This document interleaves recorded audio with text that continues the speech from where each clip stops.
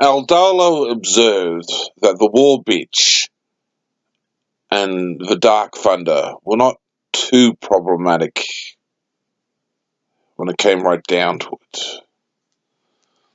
Down on the quay of his primary port on the shores of Penvash, the War Bitch, a little ship maintained by Dragon Drayton away, and the Dark Thunder, the skeleton cruise ship, had docked. They were in the tavern, the skeleton crew and Dragon and his crew, boozing and playing cards and gambling and having a good time. There was about 40 or so men around the tavern, and some were in little sleeping bags on the porch of the tavern at the night time where they slept around the tavern and the inn, and they were there for a while because they had some gold to spend, ironically. One of the civic guards marched down and made some inquiries about exactly where has this gold come from, Lord Dragon.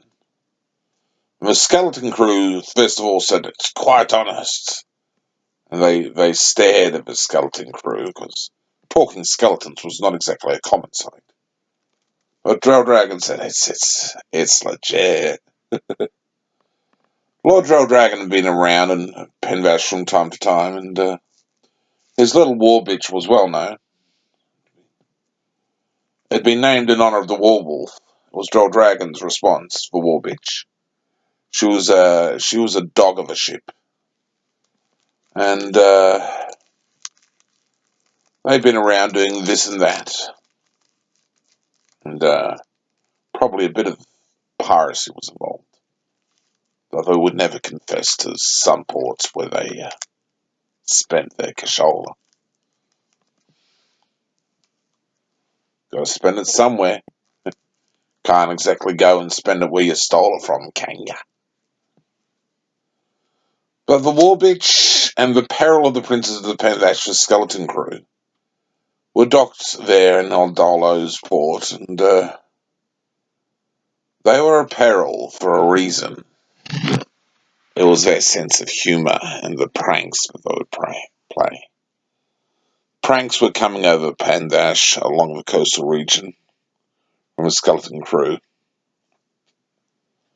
and an entry from the skeleton crew and Dragon's mob into court life to entertain the Harlequins with a bit of fierce and malevolent upsettling of those courts.